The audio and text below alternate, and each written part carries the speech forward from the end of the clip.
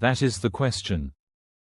I have always considered early exposure to porn as traumatic.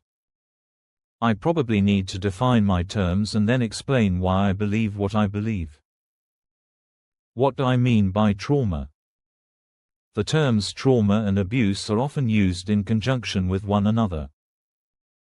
Abuse is something that happens to me, something I experience. For instance, if a person beats me, that is abuse. That I may experience as a result of that beating is trauma. In the case of physical abuse, the trauma is often experienced in a traumatic way, and most often has lingering effects. If someone was beaten as a child, then later in life if someone hits them or is aggressive toward them, the damage done from the original beating will revisit the experience and they may be re-traumatized. In popular Christian writing today, many authors use the term woundedness to describe the more clinical term abuse. The trauma is the result of having experienced or endured the abuse or wounds from another. So, the term trauma, the way I understand it, is the result of anything we experience, visually, experientially, or physically that has a potent and lasting effect on our perceptions and ability to function personally and in relationship. I asked 3 different counselors at MAR if they considered early exposure to pornography traumatic. Doug Brush, Paul Feuerstein, and Dave Devitt all said yes, they do. Doug said early exposure to porn begins a fantasy process among boys that isn't real. This process is carried into adulthood, as well as the process of objectifying women. These early experiences continue the fantasy life of unreal images and objectification that gets carried into relationships and negatively affects intimacy throughout their life. Paul Feuerstein said early exposure to porn first impacts and affects the arousal template, which is set from about age 6 to 10 years old. It will impact what arouses an individual, and then it will take extreme stuff to arouse that impacted person. Therefore, the typical and healthy progression is gone. The effects on future relationships are ongoing. Paul continued by saying this early exposure to porn often leads to an extreme sense of sexual insecurity, both in observing and comparing the physical of what is viewed on the monitor with the person's own physical characteristics, leaving the person with a less than self-perception. Additionally, there is an insecurity of performance anxiety, so the person is left with the feeling of less than regarding his personal self-expectation. The young viewer of porn is left with the transition of wrongfully equating sex with intimacy. Dave Devitt said pornography trauma is too soon, too much, too often. Pornography seems to assail the God-given structure of the human arousal template. The pornography may compromise the arousal template.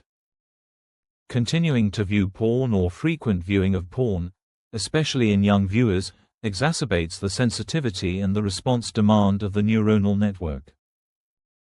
The brain becomes blunted and almost oblivious to reality, and only responds to unreality. This demonstrates the progressive nature of the brain demanding more and more stimulation just to function normally. All 3 of these counselors have answered this question from their perspective and their own personal work with many men over the years who have no doubt been traumatized by pornography. I agree with their conclusions and appreciate their willingness to share their views. It is interesting to me that each counselor believes that early exposure to porn is traumatic. Part of the problem that men have trying to understand that early exposure to porn is traumatic is because young boys and young teens don't remember their first porn experience as a negative, bad, or traumatic experience. Every man I've talked to who reflects on his first viewing of porn remembers it as a memorable or pleasurable experience. For them, trauma and pleasure aren't synonymous.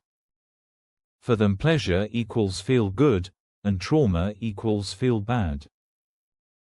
And since they did not feel bad while viewing porn, they conclude how could that be a traumatic or bad experience?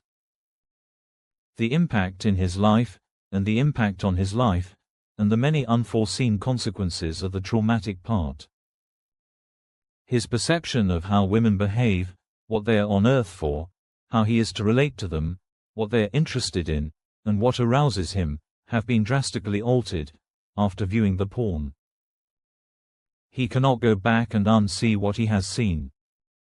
Some damage has been done, and more viewing of porn is bound to do more damage and produce more trauma. He is, in a sense, traumatizing himself, although he thinks he is doing what feels good and maybe even getting by with something. The consequences are there. They are extensive and traumatic. I wish I could shield every young boy from porn. I wish I could eradicate it from the earth. In my opinion, it serves no good purpose, and I regret that I ever saw any. I worry about my grandsons. My oldest is 10 years old. Some of you men saw your first porn when you were 12, 13, and 14 years old. That breaks my heart for you to have been exposed to the damaging effects of pornography.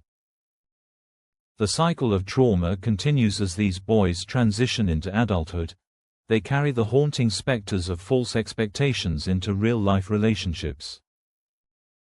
Over the years, these distorted images and beliefs seep into their interactions, complicating their abilities to forge genuine connections.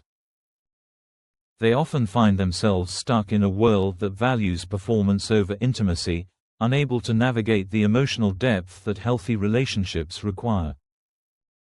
The very essence of love and partnership becomes warped, tainted by early exposure to artificial portrayals of sex.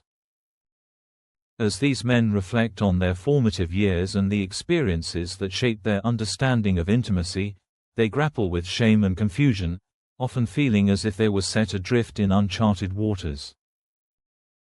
Their relationships with women become filtered through a lens distorted by unrealistic portrayals, leading to an overwhelming sense of inadequacy.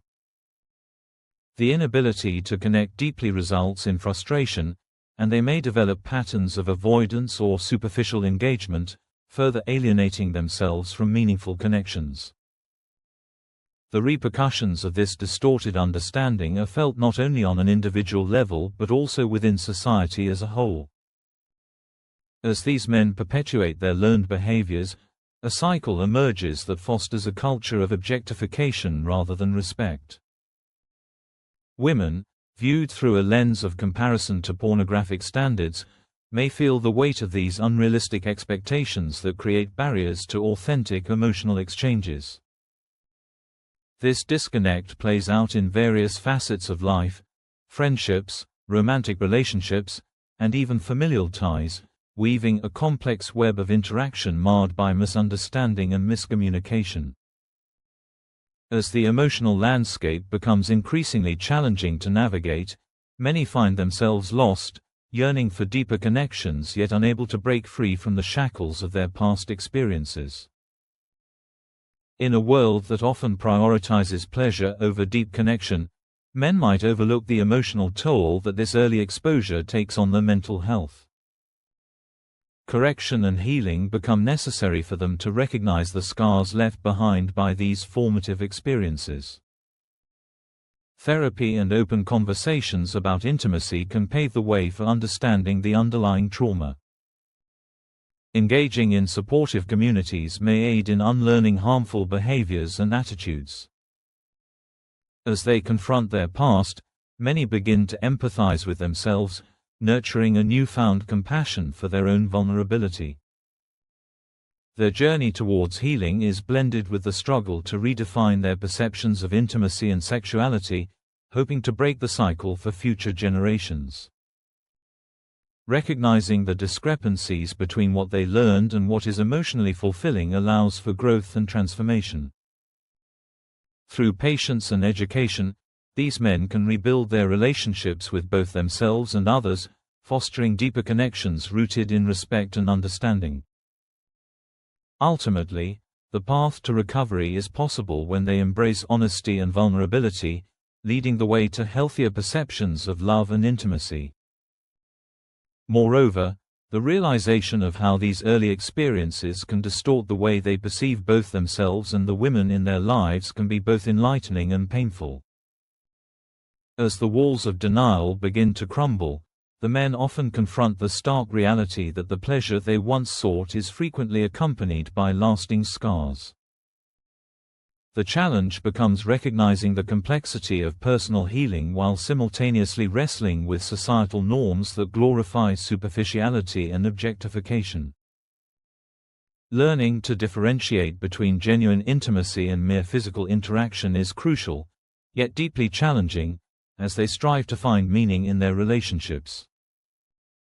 Each step taken towards breaking away from the chains of their past leads to a deeper understanding of their emotional needs and the true essence of partnership. In summary, the journey of healing and understanding for these men is often arduous, requiring determination and courage to confront their past and challenge ingrained beliefs. They begin to see their experiences not as solitary struggles but as part of a larger conversation about the inherent dangers of early exposure to pornography.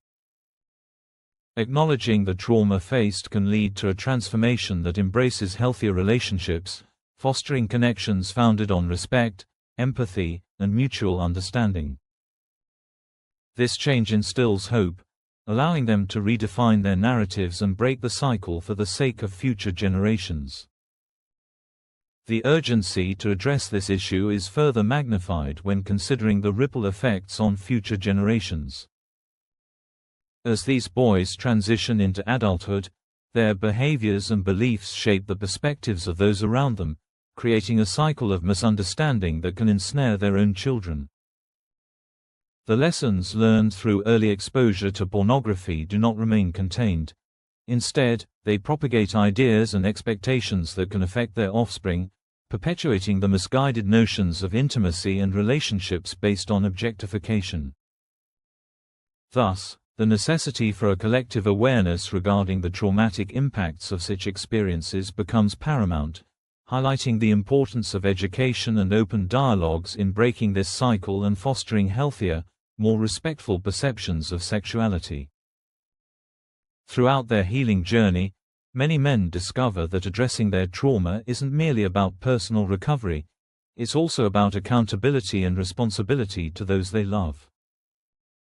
As they work to reconcile their pasts, they become aware of the influence they wield over the impressionable minds of younger generations, including their sons. By openly discussing their experiences and the misperceptions that stemmed from early exposure to pornography, these men partake in a crucial dialogue. This conversation not only aids in their healing but also serves as a protective measure, guiding the youth around them toward healthier understandings of intimacy and sexuality.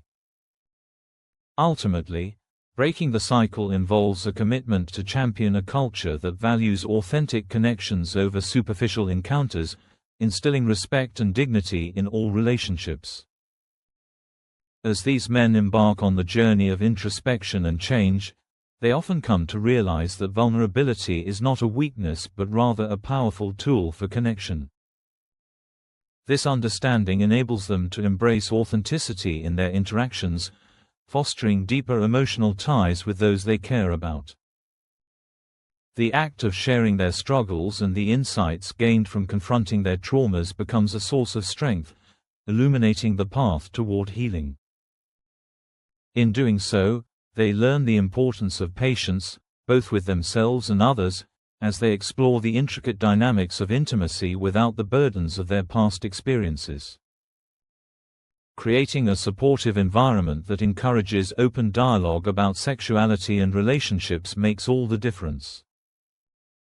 Ultimately, they become champions for a healthier understanding of intimacy, paving the way for future generations to navigate their own relationships with respect and clarity, unshackled from the burdens of distorted perceptions.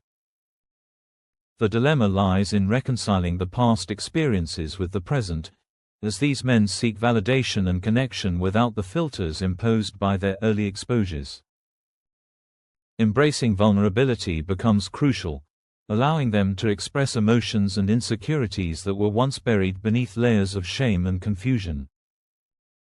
With each conversation, they unravel the complexities of their trauma, acknowledging how deeply ingrained beliefs can alter perceptions of love and intimacy. Through shared stories and mutual support, they foster an environment where honesty replaces pretense, enabling them to redefine their relationships and guard against the cyclical damage wrought by distorted understandings of intimacy. Thus, as these men continue their journey towards healing, they emerge not only as individuals seeking redemption for their own experiences, but also as change agents capable of shaping a better, more compassionate world for the next generation. Through deep reflection and open dialogue, they can alter the course of future relationships, allowing love and understanding to flourish in the absence of trauma.